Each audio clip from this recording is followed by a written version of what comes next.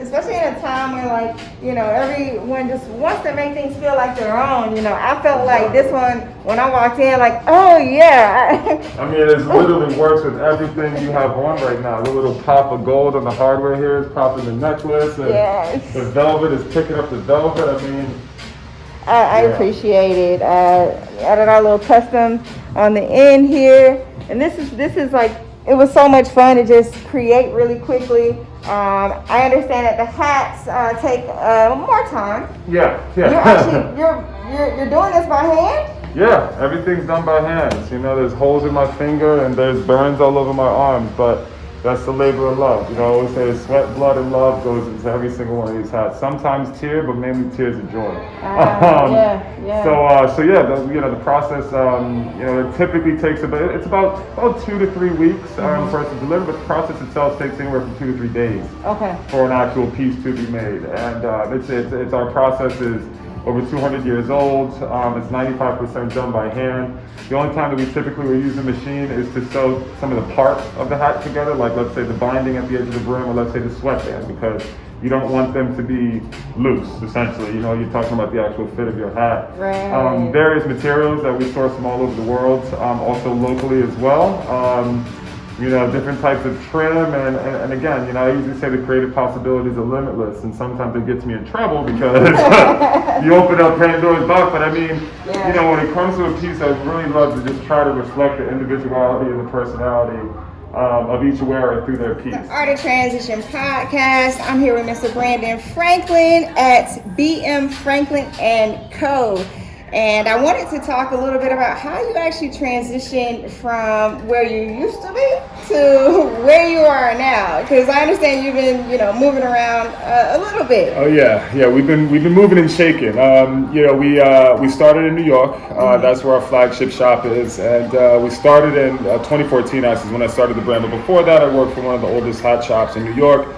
Which allowed me to fall in love with the craft specifically. And people always ask, like, how did you get into hats? Hats are such a crazy thing. And I mean, that's, again, just one of the many things that I love about it is that it's obscure. You know what I mean? It's obscure, but it's also very concentrated. So starting in the beginning, Ralph Lauren is where I worked for some time, and that's kind of where I fell in love with, fashion, if you will. But, being at Ralph Lauren is almost like being at, like, undergrad for real world fashion industry. You know what I mean? It's like, you can go to FIT, you can go to SCAD, et cetera, et cetera. Ralph Lauren is almost like that stepping stone. If you get a job there, that'll prepare you for things further down the road. There was actually another gentleman I met the other evening, the owner of Moda 404. Yes. Kwasi, met him last night. He worked for Ralph Lauren for 10 years, and we came in and we started going back and forth, like, oh, you know Tyson? Oh, I know him. And it's just crazy, the energy and the appreciation for the industry.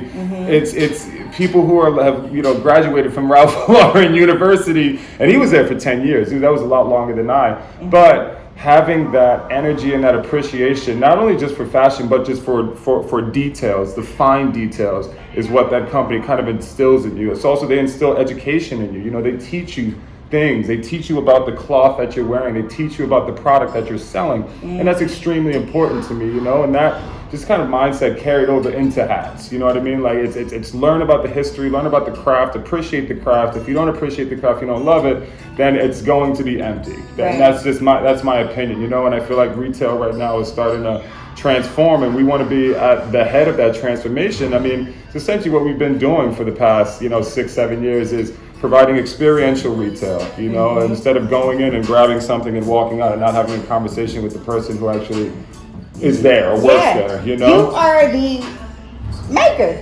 Exactly. Yeah, I'm the maker. I'm one of the makers. I like to say I'm the head of the fish, but we have a beautiful family. I mean, and that's one of the reasons why it's B.M Franklin and Company, because it's not just me. You know what I mean? It's me just trying to, like, spread this passion and spread this word and this education, about, let's say, just craftsmanship in general, to not only myself but these younger generations. You know what I mean? Who are used to the instant. It's like, okay, you could do that with your technology, but when we're talking about quality pieces, if you're going to spend your money, spend your money and invest in something that you'll have, and that's something we'll invest back in you.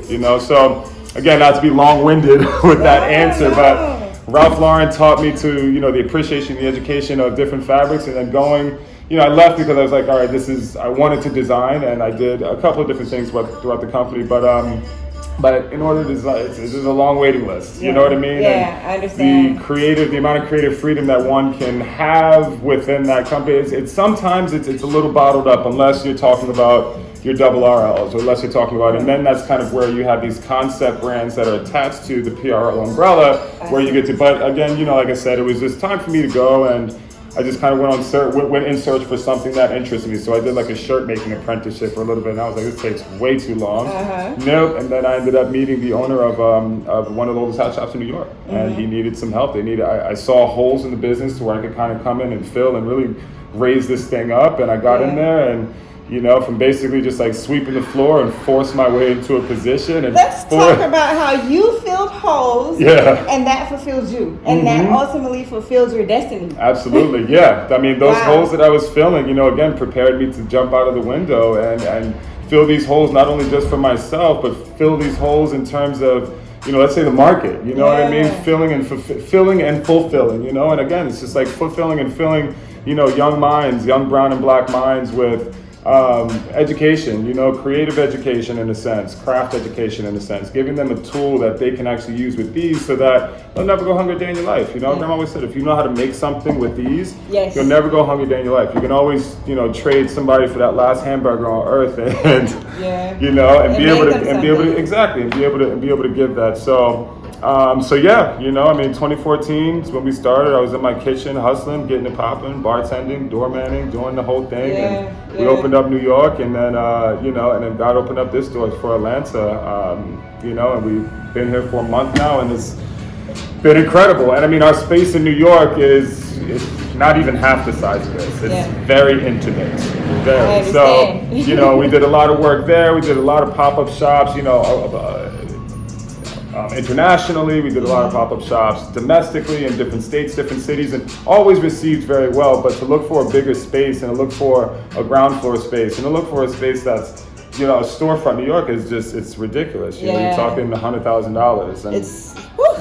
And that's you're talking right there. You're talking about New York. You're talking period. Oh yeah. So I want to go back to the emphasis on co, right? So you have your namesake. Okay, we have B.M Franklin and Co. Let's talk about maybe how you were able to build the team, and then the resources that you use to build your team and to build your brand. So I mean, B.M Franklin and Company, again, it was this vision that I had to not basically box ourselves into, we're hat makers, you know what I mean? There's a lot of people say, oh, B.M Franklin Co. hats, but then if you start to introduce another, let's say, product, people are going to be head scratching, confused, or they're not going to necessarily believe that that's your specialty, you know what I mean? So we want people to be kind of enamored by our quality, by our craftsmanship, and knowing that anything that comes from B.M Franklin is going to be dope. It's not going to be like B.M Franklin Co. hats, or they're only hat makers. So if you go get one of those bracelets, or you go get one of those hand sanitizers, or one of those masks, not really sure, it's not their specialty. A friend of mine who's upstairs right now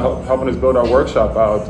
Did the frames that are looking down on us, and again, he's like a brother to me. Ultra talented. One of the most talented artists. These are handmade. Yep, by Ivan Arama. Wow. Yeah, Ivan Rama, look him up. He's an incredible artist, like I said, just multifaceted as well. So he does furniture, he'll do crazy art tables, and then he'll do actual sculptures. He'll also paint.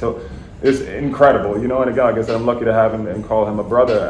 Another gentleman, and Carlos J is another incredible artist who helped come in here and, bring my vision to life, and then also kind of give his a bit of artistic flair. He made the sculptures that are here, and also over there, because we didn't want to have mannequin heads in here. So I challenged him and said, listen, I know you're a painter, but like, get busy.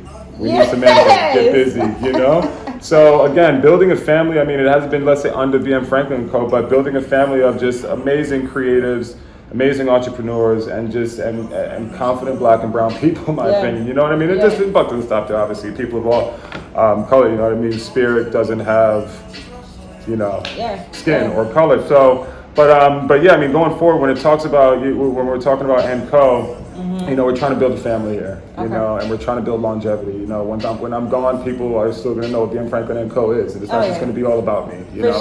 For sure. I'm just like in awe when we stepped into the space. We're like, oh my gosh, like this is beautiful. These masks are beautiful. Like I can't wait to conceptualized the hat that I want. I can't wait to like actually get down to the nitty gritty and like, okay, Absolutely. this is something that you put thought into. Yeah, thought, honor, respect, integrity, energy. Yeah. This is something that, and again, like, I'm also just another, when it comes to just experiences, it's multi-sensory. You know what I mean? You walk in and you smell like, this is okay. All right. It doesn't just smell like the store got cleaned or sterile or anything. Like you're smelling something with depth. Character. Yeah, there's character to it. Like, I smell leather. I smell vanilla. I smell honey. I smell. You know what I mean? Mm-hmm. When it comes to touching, touching different materials and fabrics, and obviously seeing. There's so much to see in here, but everything is also just kind of cohesive in a sense. It's built to tell a story about who we are and what we believe in. That is what I really appreciated about walking into the store. Like, I could actually touch something. Yeah. This is not like a museum, like, hey, don't touch anything. Bingo. Like, this is something that you can actually touch and feel and smell and actually build a connection with. Exactly. Yeah, I mean, like I said, it's funny that you mentioned that word museum, because that's exactly what I say to people at all times. Like, people will walk in, and a lot of people walk in literally because just because we're in Buckhead Village, you know what I mean? And you got the Canali over there, you got the Hermes over here, things we have to, hey, can you get this out of the case for me? Right. Well, are you gonna buy it? You know what I mean? Like, Right. no. Like, we don't want this. So people come in and have their hands behind their backs and they're looking, and I'm like, listen, this isn't a museum. That's exactly what I say. I want you to touch, feel, smell, activate all your senses. Don't taste anything. If you want, we can get you some in the back if you're really hungry. You know what I mean? But that's the thing. Just activating all of the senses and just kind of ticking them and make, this is interesting. Let me, and then that just kind of like warms and prepares people to, let's say, get creative or want to get creative, and then that translates into, a hat and sales. Yeah. Man, I definitely Which vibes are important, but sales are too. No. I appreciate your energy. I know we are filming this around the beginning of the month, so I know how busy you are. I just want to make sure that I thank you. Absolutely. Like, I have so much gratitude for the Absolutely, time that you spent with me today, and like, I'm excited about my mask. I already know I'm gonna get like, I don't know how many compliments. I'm gonna give my card. How many books am I gonna sell? Just from like, hey, here's my card. Thanks for the compliment on the mask, but here, buy a book. Absolutely. Check out the podcast. Absolutely. We'd love to have your book. I'd love to buy a copy. Yeah. Definitely Okay. Cool. need a copy in here for sure. Cool. So I just appreciate you so much. Tell the people how to find you. Pull up 256 Buckhead Avenue between Hermes and Canali, Atlanta, Georgia. And if you're up north, if you're in New York, pull up to 368 Broadway, Suite 311. You're going to cruise down a long, beautiful hallway and then hop into an amazing cubby hole of hat making. Instagram is B.M Franklin Co. That is our digital lookbook, digital catalog, digital business card. So jump on, follow us, B.M Franklin Co. We're also on Facebook. We also have a website, bmfranklinco.com, where you'll be able to see not only samples, but just custom pieces of the past. Thank you. It's been a pleasure. Dr. Erica, thank you for gracing us with your beauty and your presence. It's been a pleasure.